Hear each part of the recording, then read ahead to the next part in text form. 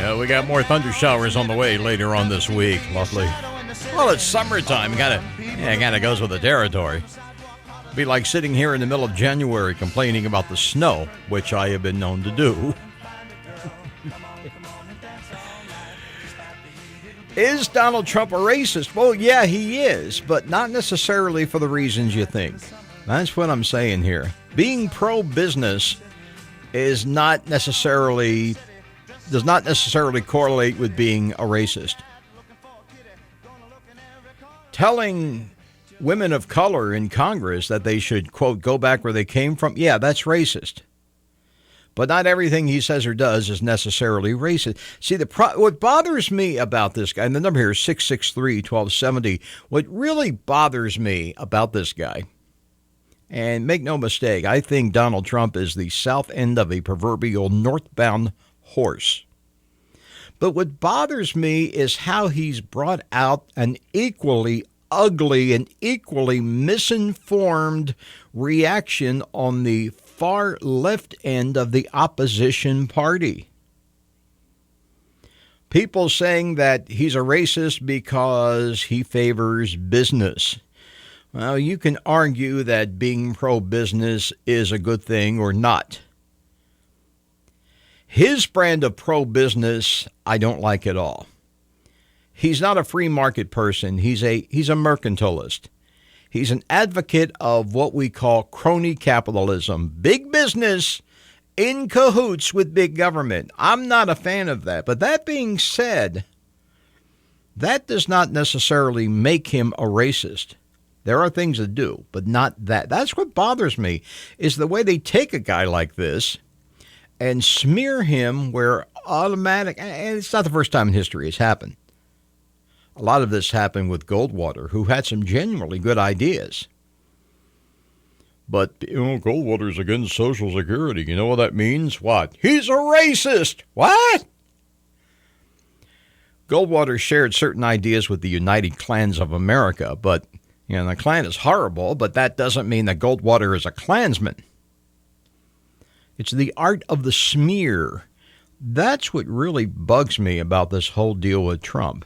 And by the way, that's another reason why I think Trump has to go, is because the worst thing I think Trump has done to this country is in handing all that ammunition to the lunatic fringe, both on his side and the extreme other side.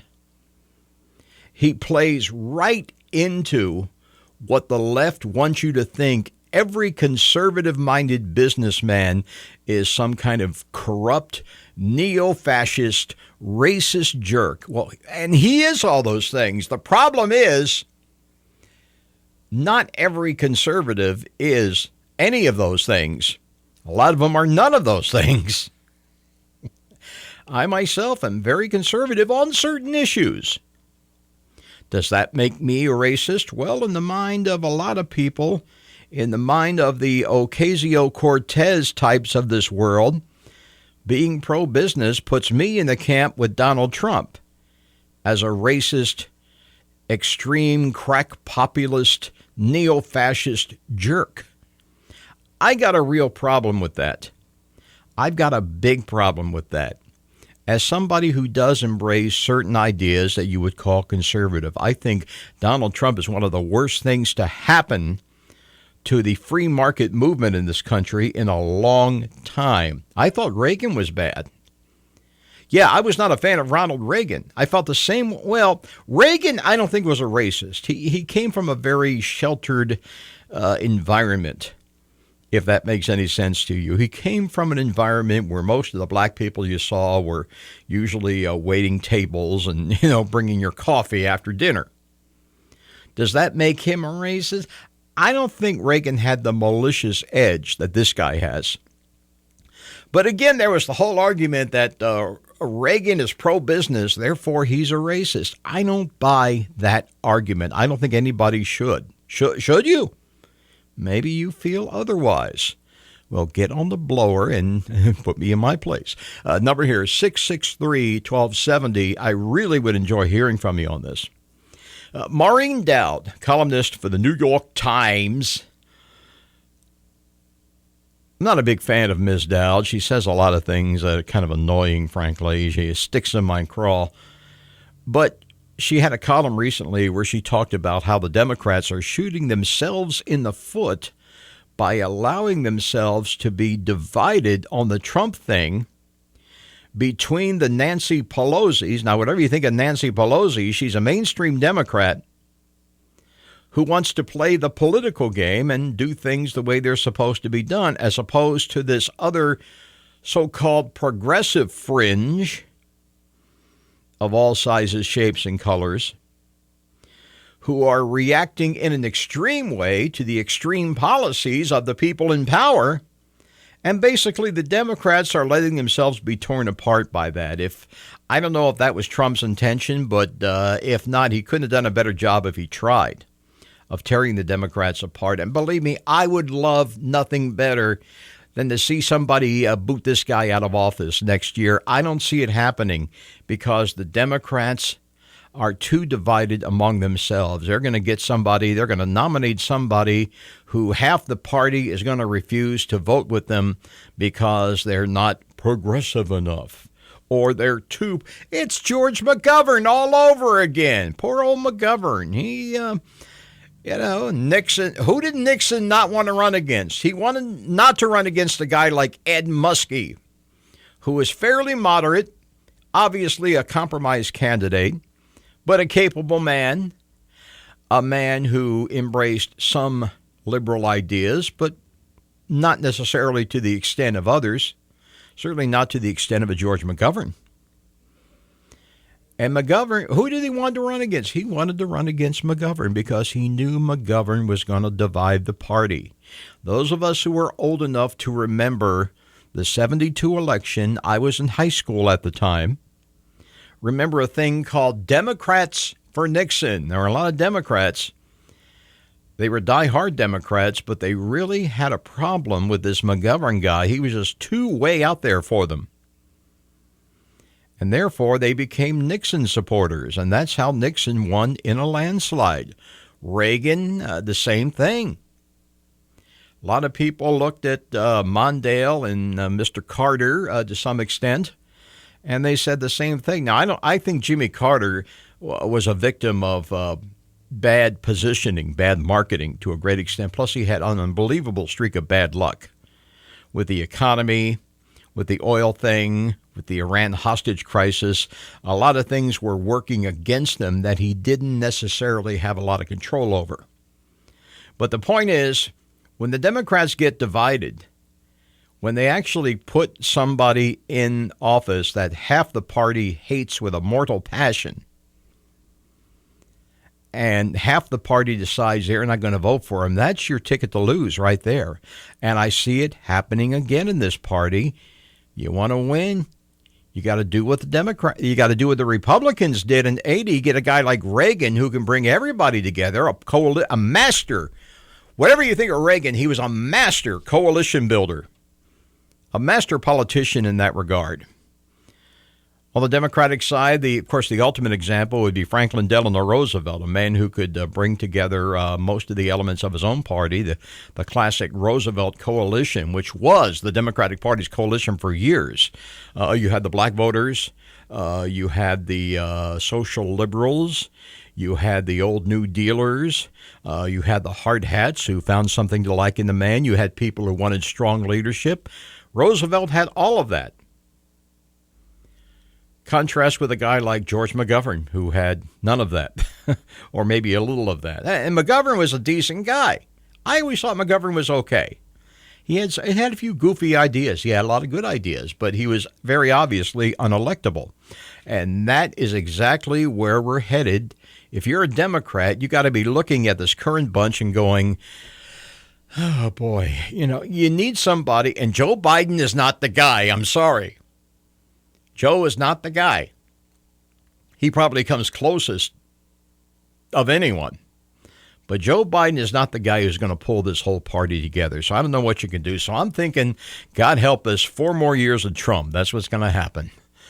Oh, let's get back to a better age. Can we dig up Roosevelt and run him again? He'd probably win. Saw these. Reagan would probably win again if they ran. Currently, it's 74. Dave Ramsey is heard here. SuperTalk 1270. Should we go back to the moon? Yeah, I think we should go back to the moon. I think it'd be a very cool thing. And we should definitely encourage these private industry guys, Elon Musk and all these other folks. They want to do the private thing, go to the moon. Sure, why not? I just want to get back there. I don't care how we do it, you know. If we can do it with private money, all the better. 50 years ago this week, the first moon landing. Where'd that music come from? Let me hear that again. That's John Williams and the Superman soundtrack. Okay. It's the Krypton music, yes. Planet Krypton. It shone like a great green jewel in the heavens. Then one day, and of course you show Krypton, and there it is, you know, like a great green jewel in the heavens. And then you see Krypton go, pow! And the announcer goes, Krypton exploded. Just in case you missed it. He missed a point, you know. Thought something else was going on. It was back in the early days of television. You got to love it. All right, Super Talk 1270. Should we go back to the moon? Yeah, we should.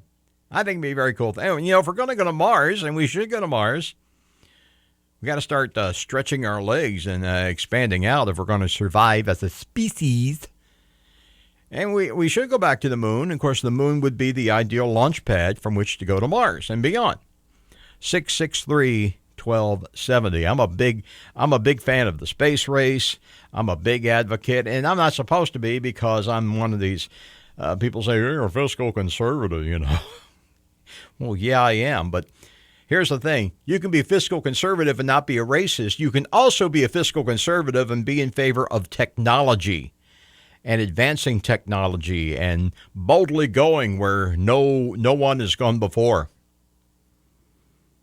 And I'm in favor of those things. So, yeah, let's go back to the moon. Back to the moon, I say. Pip, hip, and jolly what? We couldn't do it tomorrow, obviously. We'd have to rebuild the whole program there. We're going to talk about that. 50 years ago today, they launched the moon mission, the first one that actually landed on the moon. You had Neil Armstrong, the commander. You had his comical sidekick, Buzz Aldrin, and the fellow who rode the command module, good Catholic boy named Michael Collins. Now, Michael Collins, people get confused about Michael Collins, what his function was. Remember when you were a kid and your family would go to the store, but basically it was one of these deals where the mom would actually go into the Walmart or whatever, and dad would just kind of drive around the block or drive around the parking lot, just killing time until mom got done with her shopping, and then he'd pull up and mom would get in the car with the girl. That's what Michael Collins basically did. He basically kept the thing going around the moon until they were ready to blast off and hook up again and come home. Very important job. And of the three guys, we lost Neil a few years ago. He passed on. Buzz is still around, but he's kind of a goofy guy. A little too goofy for my taste, maybe. But I mean, he's got a good sense of humor. That's a good thing. But Michael Collins seems to have always been the guy who really played it just right. He was not too laid back. He was not too out there. But he was really able to talk about it objectively. Because he was not the guy, he was not part of the big show. He was a supporting player. Ergo, it's like a play where you find out that, this little character off on the fringes is the one who really knows what's going on. Like, I don't know, The Usual Suspects with Kevin Spacey. Well, Michael Collins was that role. He was the guy who kind of got a chance to kind of sit back in the command module and watch the other guys have the big moment. But he was also, because he was there and he was not part of the big moment, he was freer to say what he wanted to say about it.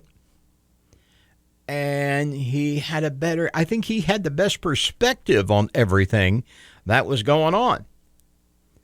So if you really want to get the story of how things played out on Apollo 11, you got to seek out the articles where they talk to Michael Collins.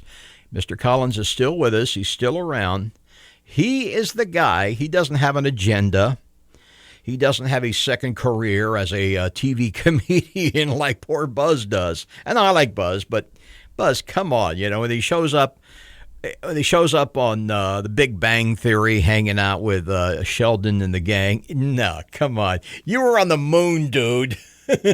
Act like it. But Michael Collins, he's much. Now, Neil was too low key. Well, Neil was kind of a geek, and I say that in a good way. I'm a geek. Neil was basically an engineer and a pilot who did it because he was the guy, he was in the right place at the right time, and he did it because it was his job to do it. He was not really a poet. I mean, let's face it, that thing, one small step for a man. Yeah, that's not the greatest piece of poetry ever written by a long shot. It fit the moment. It fit the occasion. It was okay, He probably could have come up with something better, but frankly, in fairness to Commander Armstrong, he probably had bigger things on his mind at the moment. And seriously, I understand is when they were on their way to the moon, somebody said, well, Neil, when you get there, what are you going to say? What are you going to say? And Neil probably said, well, I don't know, Buzz. I just figured I'd say, well, man, here we are, the moon. Kiss this, Russia. No, they didn't say that. But so they basically they tumbled over some ideas and said, well, how about this? A small step for a man, a big step for humankind, as they would say today. And they rolled with that. But my understanding is they didn't really strain their brain on it, and that's perfectly understandable. So today is the 50th anniversary of the actual launch. I was 13 years old when it happened. I'm trying to think here. It was today's the 16th. They landed on the 20th. So that would be 4 days. So it was like a Wednesday, I guess a Wednesday when they launched. I'm trying to figure out the days of the week because I know they landed on a Sunday. And I remember that because my dad and I went to church on Sunday afternoon. I was raised Catholic. And we went to church. One of the local churches had like an Sunday evening mass, which is, I think, very rare nowadays. But we went, and I remember there was hardly anybody on the streets, or it just seemed like that way. It seemed like there's nobody on the streets. And they're saying, oh, I guess they're all in launching the guys on the moon. Yeah. Well, maybe not. That was my perception anyway. That was one of the things that sticks with me, that and how cool it was to stay up real late. Of course, it was summer vacation anyway. It was the middle of the summer. And being 13 years old, it was kind of cool to stay up till 2, 3 in the morning and watch these guys walking around on the moon. The other thing that kind of sticks in my mind was the fact that the camera technology, of course, was very, very primitive. Even though we were on the moon, a lot of the technology by today's standards, I mean, they say that your average garden variety household cell phone has a more complicated system than the computer they had in the landing module that got them on the moon. And that's probably true. You know, a lot of that stuff is really seat of the pants. That's why Johnson, in the right stuff, he says, we're going to have pilots. We're going to have people to know how to fly these things on the seat of their pants if something goes wrong. And he was absolutely right about that. So they got to the moon and they got back, and that was a very cool thing in the summer of '69. That was also the big summer, of course, of Chappaquiddick and Woodstock, which, yes, we will be talking about in the days and weeks to come. I was not at Woodstock. I didn't even ask my parents. I think we went to the beach that weekend, which was fine, which was cool. I don't think my parents would have approved of that at all. You're going to hang out with a bunch of dang hippies and smoke the wacky tobacco and look at all them communist rock bands?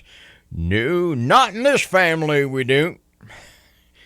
That's the way a lot of people thought at the time. A lot of people were scared by Woodstock. They thought this was some scary thing where these hippies were all going to gather together and they were all going to set up and conquer the world. Like in the movie Wild in the Streets. It's a great old exploitation flick from the 60s. You got to see it. It's about this weirdo rock star who gets elected president. He's a big figure on television, so they put him in the White House. Gee, when does that ever happen?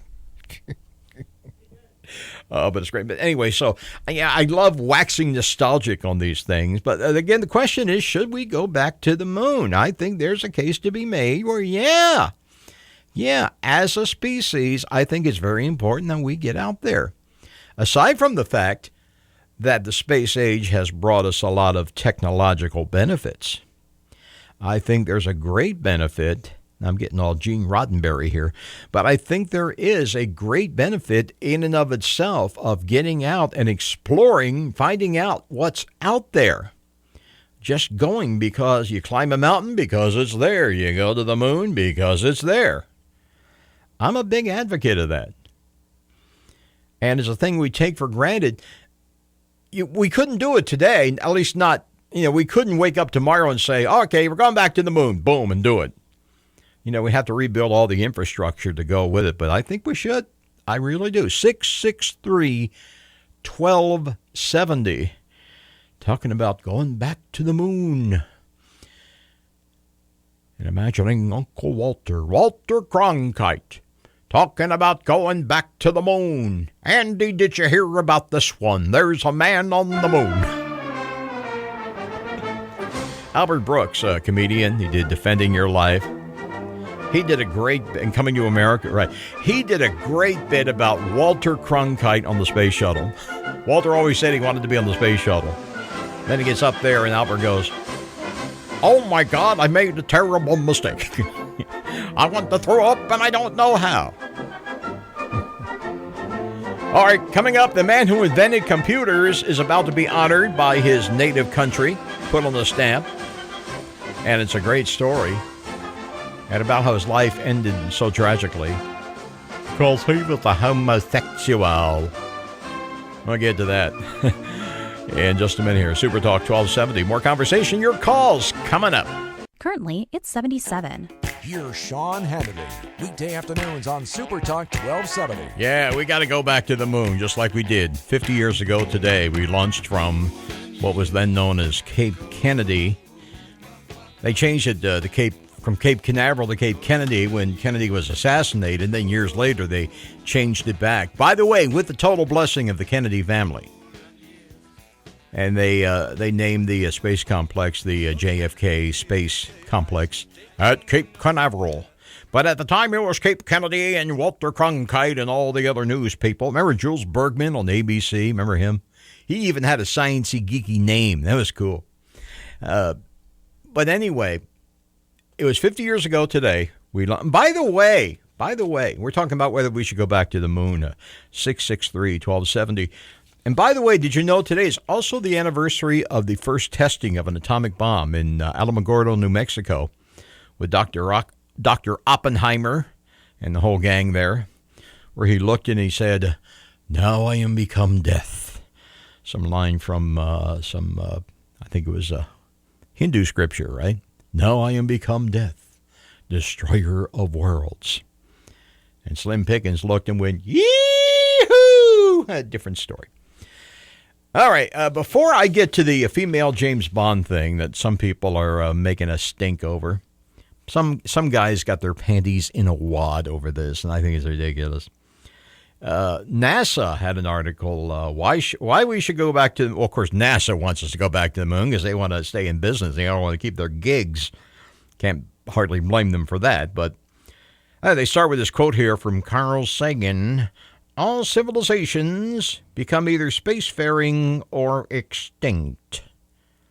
Among the billions and billions, no. I'm inclined to agree with him on that. We got to get out there. We got to keep, if you don't start moving ahead, you start to backtrack. You get busy living or get busy dying, as Dylan said. But I'm all in favor of going back to the moon, just like we did 50 years ago today with Uncle Walter and the man on the moon. Johnny, did you hear about this one? Andy, are you goofing on Elvis? Hey, baby. All right. SuperTalk 1270, supertalk1270.com. Does it bother you that the next James Bond is probably going to be a woman? Don't bother me none. I don't know. I guess I just, you get older, you learn to pick your battles, but I really can't get worked up over this. I'm okay with it.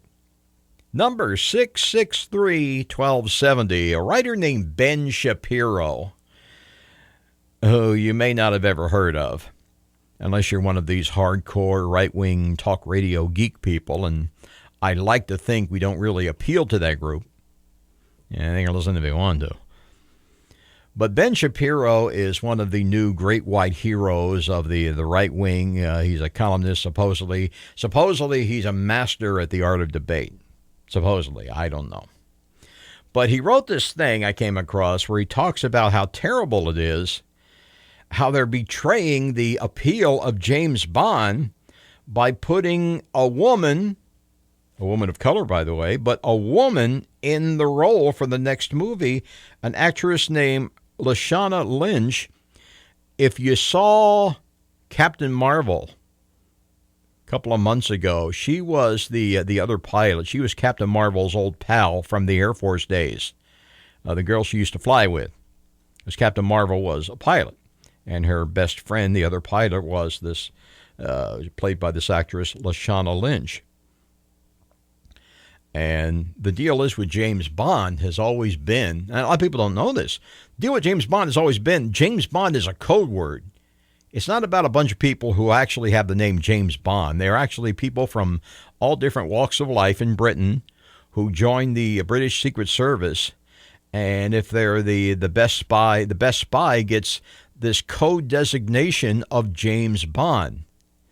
By the way, I can't be the only person who thinks it would be an incredibly cool idea to drag Sean Connery out of retirement and make him a Bond villain.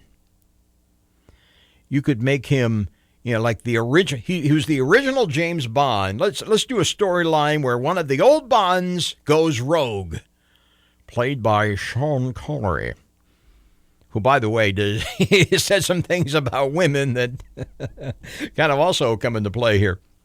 Anyway, this Ben Shapiro, he talks about the movie trope, a 130-pound soaking wet woman can knock over a 200-pound man who is physically trained. Well, that's, of course, ridiculous. He says, one of the things about the Bond series is that Daniel Craig is ripped beyond belief, and he can beat the crap out of anyone. So at least that part of the movie is plausible. Yeah, I find, You were talking about somebody who is a bowling ball of a human being going into other people and busting them up. Well, that makes a lot more sense. And there's another aspect because Bond is about the guns and the girls. When it comes to the seduction of women, there is a very large difference between a woman and a man. Duh, thank you, Captain Obvious. Not going to get into the lesbian aspect of this.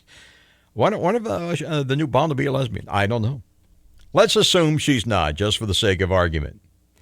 She is going to be a black female James Bond, which means she's probably going to be, doing the horizontal mambo with a lot of really handsome dudes. Kind of like the Wonder Woman thing, where she had the one guy, the Captain Kirk guy, as Steve, the potential boyfriend, until he got killed. By the way, they're going to bring him back. That's weird. Anyway, the thing that Ben Shapiro says about the female Bond is it kind of betrays the character because James Bond is about men watching the fantasy and living vicariously by pretending that they're Bond when they're watching. And that a woman playing James Bond is not in any way a wish fulfillment fantasy for the men. But my response to Ben Shapiro is, if you're talking about people who are talking about 12-year-old boys, that's probably a valid argument.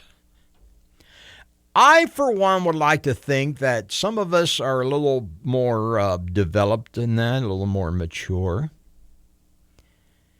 You go to a movie, you see a female James. Obviously, she's going to, they made these same arguments with the Star Trek thing. How can a female be in charge of a starship? You had Voyager, which was kind of a lame series anyway. But now you got Discovery, which you have a female in the lead role, although she's not a captain, not yet. I don't think, is she? Don't spoil it for me. But the point is that, yeah, if you're talking about the proverbial 12-year-old mentality, then Ben Shapiro's probably got a good point. But if you want to appeal to somebody who's a little older and maybe been around the block once or twice, that'd be something wholly different. Is Ben Shapiro saying that his primary concern is in stroking the libidos and assuaging the egos of 12-year-old boys or adult men who think like them? Come to think of it, that would explain a lot about how Trump got elected, wouldn't it? Ha! Ha! Ha! So does it really bother you that a woman is going to play James Bond? Is that a problem? No, Miss Bond, I expect you to die. It does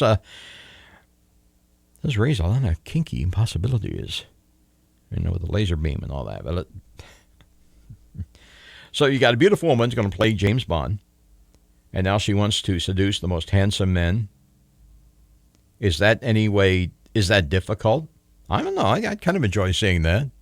Hey, I could put myself in the role of the guy being seduced by the female James Bond. There you go. Again, the Wonder Woman thing. Did Wonder Woman not work because Wonder Woman was a woman? No, I don't think so. I don't think so. I am one of these things, what's the word you call it?